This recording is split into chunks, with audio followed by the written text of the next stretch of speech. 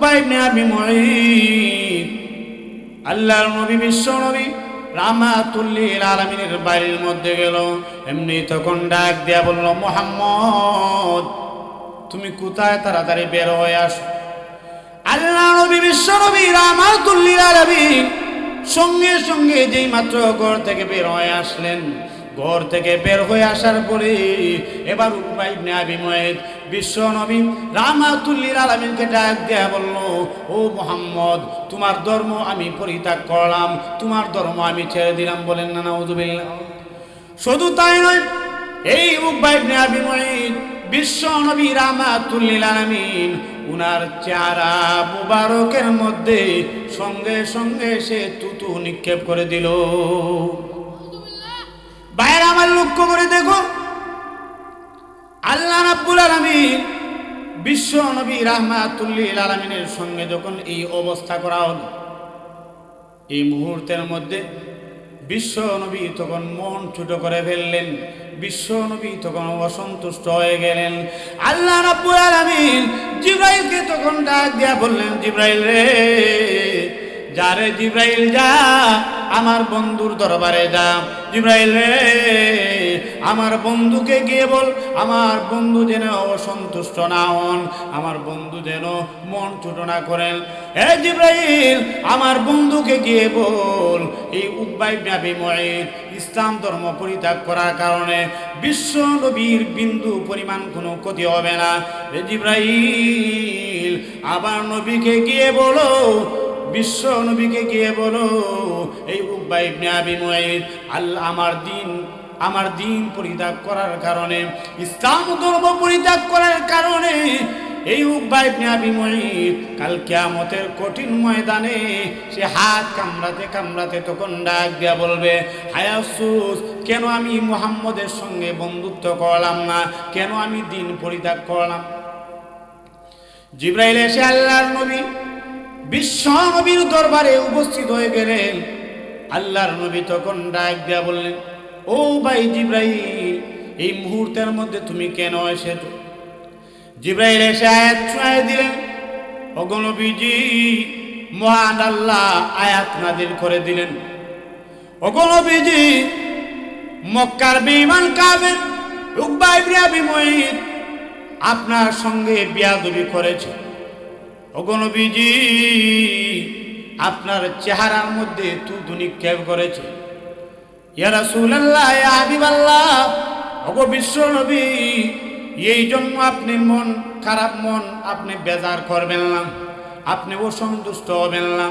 ওগো নবীজি, মহান আল্লাহ রাব্বুল আলামিন বলেছে, কিয়ামতের কঠিন ময়দানে সেই উকবা ইবনে আবি মুঈত তার দুশ্চরিত্রবান বন্ধু উবাই ইবনে খলফের সঙ্গে বন্ধুত্ব টিকিয়ে রাখার কারণে আপনার ধর্ম, আপনার আনিত দিন ইসলাম ধর্ম পরিত্যাগ করার কারণে, আপনার চেহারা মুবারকের মধ্যে থুতু নিক্ষেপ করার কারণে কাল কিয়ামতের কঠিন ময়দানে সে আফসোস করতে থাকবে, আফসোস করতে থাকবে। তখন আফসোস করলেও কোনো কাজে আসবে না। জিবরাইল বললেন, ইয়া রাসূলুল্লাহ, মহান আল্লাহ আয়াত নাযিল করেছেন, এই বেঈমান উকবা ইবনে আবি মুঈতের কথার জবাবে মহান আল্লাহ রাব্বুল আলামিন আয়াত নাযিল কইরা আল্লাহ রাব্বুল আলামিন প্রতিবাদ করছেন। বলেন না সুবহানাল্লাহ। আল্লাহ আমার তেলাওয়াতকৃত আয়াতের মধ্যে বলেন, ওয়া ইয়াউমা ইয়া'আদ্দু যালিমু আলা ইয়াদাইহি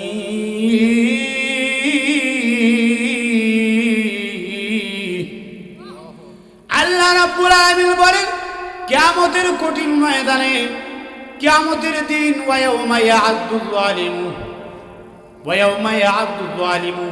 ইয়াউমুন শব্দের অর্থ হলো দিন। আল্লাহ রাব্বুল আলামিন বলেন সেদিন, সেদিন বলতে কিয়ামতের দিনকে বোঝানো হয়েছে। কিয়ামতের ময়দানে, কঠিন হাসরের ময়দানে আল্লাহ রাব্বুল আলামিন বলেন, ওয়া ইয়াউমা ইয়া'আদ্দু যালিমু ওয়া ইয়াউমা ইয়া'আদ্দু যালিমু আলা ইয়াদাইহি ইয়া লাইতানি। আল্লাহ রাব্বুল আলামিন বলেন, সেই জালেম তার হাত কামড়াতে কামড়াতে তখন ডাক দিয়া বলবে, ইয়া লাইতানি, হায় আফসোস, ইয়া লাইতানি, ইত্তাখাযতু মা'আর রাসূলি সাবিলা, আমি যদি মুহাম্মদের দ্বীন আমি যদি গ্রহণ করতাম, মুহাম্মদের সঙ্গে যদি আমি বন্ধুত্ব করতাম। বাইরে আমার লক্ষ্য করে দেখুন, আল্লাহ রাব্বুল আলামিন পরবর্তী আয়াতের মধ্যে বলেন, তখন ওই জালেম উকবা ইবনে আবি মুঈত তখন ডাক দিয়া বলবে, ইয়া ওয়াইলাতা লাইতানি লাম আত্তাখির ফুলানান খালিলা। ইয়া ওয়াইলাতা, হায় আমার দুর্ভাগ্য, ইয়া ওয়াইলাতা লাইতানি, হায় আমার দুর্ভাগ্য, হায় আফসোস, লাম আত্তাখির ফুলানান খালিলা, আমি কেন অমুককে বন্ধু হিসাবে গ্রহণ করলাম। তাফসীরের কিতাবের মধ্যে মুফাসসিরে কেরাম উল্লেখ করেছেন, মহান আল্লাহ রাব্বুল আলামিন ইয়া ওয়াইলাতা লাইতানি লাম আত্তাখির ফুলানান খালিলা বলেছেন। ফুলান শব্দের অর্থ হলো ব্যক্তি, ফুলান শব্দের অর্থ হলো লোক। আল্লাহ রাব্বুল আলামিন এখানে ইনডাইরেক্ট ভাবে আল্লাহ বলেছেন ফুলানান, ইনডাইরেক্ট ভাবে আল্লাহ রাব্বুল আলামিন উবাইয়ান বলেছেন। আল্লাহ ইচ্ছে করলে উবাইয়ান খালিলা আল্লাহ বলতে পারতেন, কিন্তু মহান আল্লাহ রাব্বুল আলামিন ফুলানান শব্দ এনে আল্লাহ রাব্বুল আলামিন বুঝাই দিলেন, ও পৃথিবীর মানুষেরা রে, যারা নাকি নিজেদের দুশ্চরিত্রবান বন্ধু দ্বারা যারা নাকি ক্ষতিগ্রস্ত হবে, আল্লাহ রাব্বুল আলামিন বলেন এই দুশ্চরিত্রবান বন্ধু যাদের মাধ্যমে নাকি ক্ষতিগ্রস্ত হবে, ক্ষতিগ্রস্ত হওয়ার কারণে প্রত্যেকেই তার বন্ধুর নাম ধরে বলবে। করিমপুরের আব্দুল্লাহ তখন রাগ দিয়া বলবে, হায় আফসোস, আমি কেন আব্দুর রহিমের সঙ্গে বন্ধুত্ব করলাম, আমি কেন আব্দুল করিমের সঙ্গে বন্ধুত্ব করলাম, আমি কেন আব্দুর রহিমের সঙ্গে বন্ধুত্ব করলাম। আব্দুর রহিমের সঙ্গে যদি আমি বন্ধুত্ব না করতাম, আমি যদি আব্দুল করিমের সঙ্গে যদি বন্ধুত্ব করতাম, তাহলে কতই না ভালো হতো। লক্ষ্য করে দেখুন, কিয়ামতের ময়দানে কঠিন হাসরের মাঠে এইভাবে যখন মানুষেরা আফসোস করবে, কথা বলেন তো দেখি, ওই সময় আফসোস করলে কোনো কাজে আসবে নাকি? আফসোস করলে কোনো কাজে আসবে না। সৎ বন্ধু যদি আপনার এই দুনিয়ার জীবনে হয়, তাহলে এই সৎ বন্ধু আপনাকে জান্নাত পর্যন্ত পৌঁছাইতে পারে। এই সৎ বন্ধু আপনাকে জান্নাত পর্যন্ত পৌঁছাইবে, জান্নাতে পৌঁছে দিতে পারে। এজন্য দুনিয়ার মধ্যে কার সাথে আমার বন্ধুত্ব হচ্ছে, কার সাথে আমি চলাফেরা করছি, কার সাথে আমি দুস্থ করছি, কার সাথে আমি বন্ধুত্ব করছি, এটা আমাকে অবশ্যই অবশ্যই আমাকে ভাবতে হবে। যদি আপনার বন্ধুত্ব হয় মদখুরের সঙ্গে, যদি আপনার বন্ধুত্ব হয় গাঁজাখুরের সঙ্গে, যদি আপনার বন্ধুত্ব হয় ইয়াবাখুরের সঙ্গে, তাহলে দেখবেন সময়ের ব্যবধানে আপনিও কিছুদিনের মধ্যেই গাঁজা টানবেন, কিছুদিনের মধ্যেই আপনি মদখুর হয়ে যাবেন। কথা বলেন ঠিক কিনা? এই জন্য আপনার বন্ধুত্ব হতে হবে দুনিয়ার জীবনে সৎ মানুষের সঙ্গে, যে 5 ওয়াক্ত নামাজি, যে নাকি সুদ খায় না, যে নাকি ঘুষ খায় না, যে নাকি ন্যায় বিচার করে, এদের সঙ্গে আপনার বন্ধুত্ব হতে হবে। একজন নামাজি মানুষ যদি হয়, 5 ওয়াক্ত নামাজ পড়ে, মনে করেন তার সঙ্গে আপনি যদি সময় কাটান, দেখবেন যখন মসজিদের মধ্যে মুয়াজ্জিন আযান দিবে, আযান দেওয়ার সাথে সাথে সে শুধু নিজে মসজিদের মধ্যে যাবে না, আপনাকে সাথে নিয়ে সে মসজিদের মধ্যে যাবে। কথা বলেন ঠিক কিনা? আপনাকে সাথে নিয়ে সে মসজিদের মধ্যে যাবে। কারণ রাসূল হাদিসের মধ্যে বলছেন, লা ইউমিনু আহাদুকুম হাত্তা ইউহিব্বা লিআখি মা ইউহিব্বু লিনাফসি। রাসূল বলেন, ততক্ষণ পর্যন্ত তোমাদের কেউ পরিপূর্ণ ঈমানদার হতে পারবে না যতক্ষণ পর্যন্ত না সে নিজে যা পছন্দ করে তার ওপর বাইরের জন্য তা পছন্দ না করবে। অর্থাৎ আপনি নামাজ পড়া পছন্দ করেন, আপনি আপনার পরিবারের লোকদের ওদের কাছেও আপনি নামাজের দাওয়াত দিতে হবে।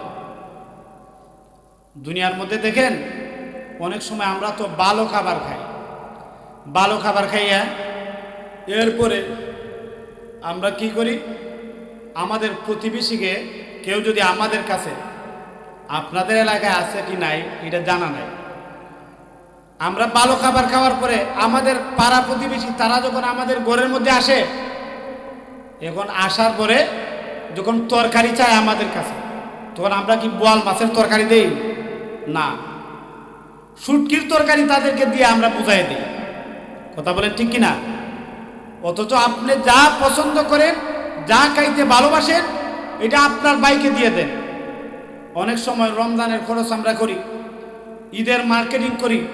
আমি আমার বাইকে ঈদের মার্কেটিং করার সময় আমি আমার জন্য 3000 দামের 2000 দামের কাপড় কিনলাম, 2000 টাকা 3000 টাকা দামের কাপড় কিনলাম।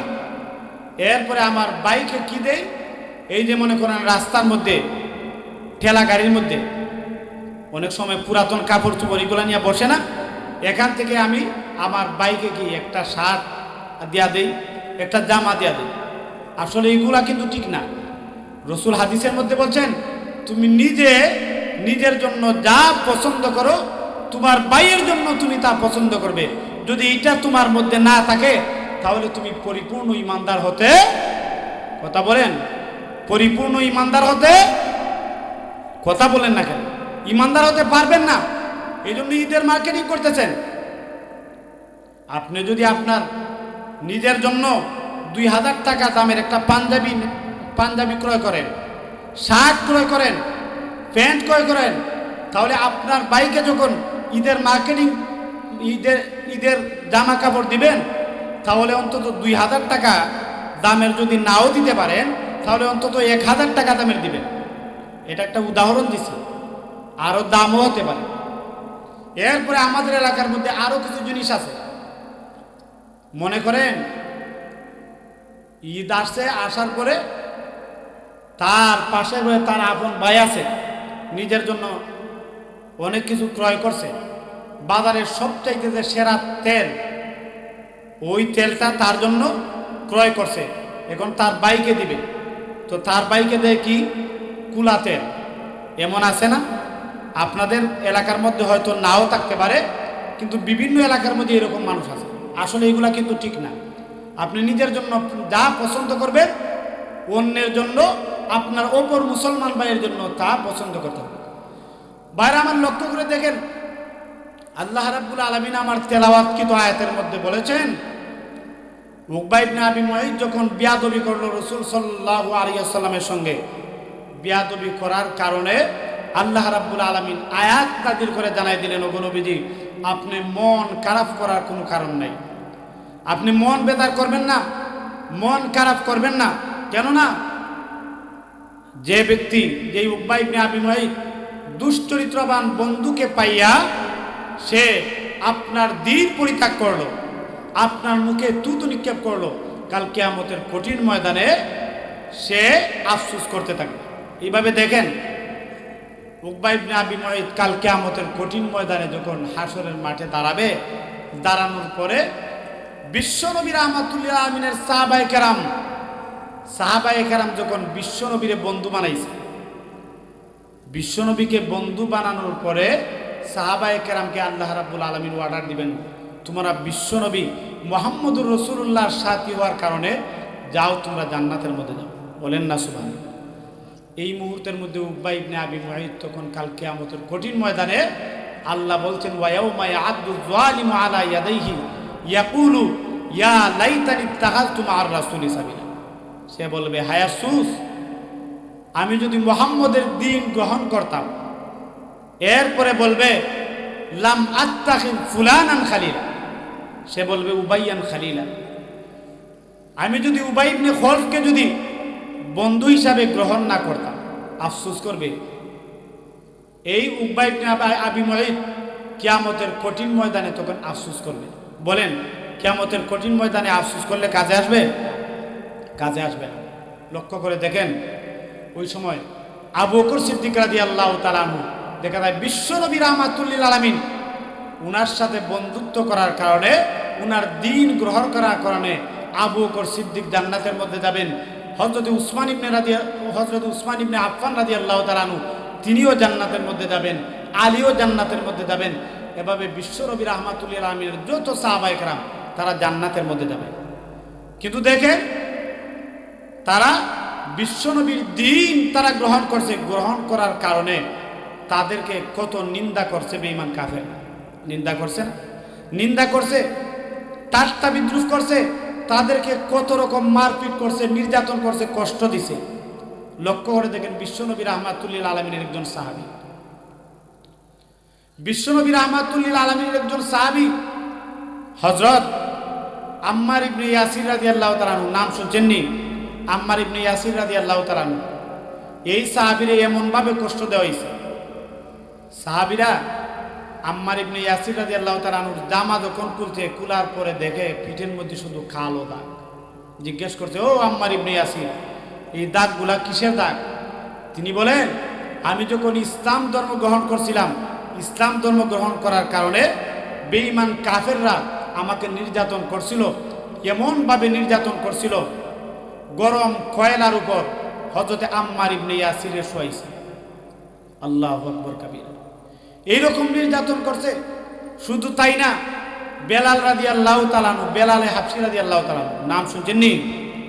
বেলালের নাম এমন কোন মুসলমান আমার মনে হয় আল্লাহর জমিনে নাই যে বলবে না, এই কথা বলবে যে বেলাল রে চিনি না। যদি বলে বেলাল রে চিনি না, তাহলে আমি বলবো সে আসলে খাঁটি মুসলমান হই না। কথা বলেন ঠিক কিনা? বেলাল রাদিয়াল্লাহু তাআলা আনহু তিনি যখন আল্লাহর দ্বীন গ্রহণ করলেন, দ্বীন গ্রহণ করার কারণে বেলালের মালিক উমাইয়া ইবনে খলফ তখন চাবুক মারতেছে।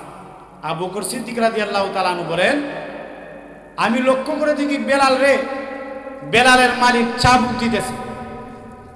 চাবুক দেওয়ার পরে বেলাল তখন একটা শব্দ বলতেছেন, আহাদ আহাদ, অর্থাৎ আল্লাহু আহাদ, আল্লাহু আহাদ, আল্লাহ এক, আল্লাহ এক। বলেন না সুবহানাল্লাহ? চিল্লাইয়া বলতেছে আল্লাহু আহাদ, আল্লাহু আহাদ। আবু বকর সিদ্দিক রাদিয়াল্লাহু তাআলা আনহু বলেন, ও বেলাল, আমাদের আল্লাহ এমন আল্লাহ যিনি আস্তে বললেও শুনেন, আবার দূরেও বললেও শুনেন। কথা ঠিক কিনা? শুধু আস্তে না, কেউ যদি মনে মনে আল্লাহরে ডাকে, এর পরেও আমার আল্লাহ শুনে। ঠিক কিনা? শুধু তাই নয়, আল্লাহ মানুষের অন্তরের খবর জানেন। সাত জমিনের নিচ থেকে যদি একটা পিপিলিকা হাটে যদি চলাফেরা করে, তাহলে দুনিয়ার কোনো মানুষ তার পায়ের কুটকুট শব্দ নাও শুনতে পারে, কিন্তু শুনেন কে? আরো জোরে বলেন কে? আরো জোরে বলেন না আল্লাহ। আমার আল্লাহ শুনেন। কোরআনের মধ্যে আল্লাহ বলেন, ইন্নাল্লাহা আলিমুম বিযাতিস সুদূর।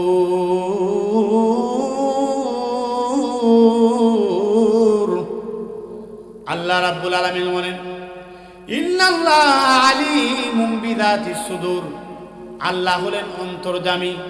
আল্লাহ রাব্বুল আলামিন মানুষের অন্তরের খবরটা পর্যন্ত জানেন। বলেন না সুবহানাল্লাহ?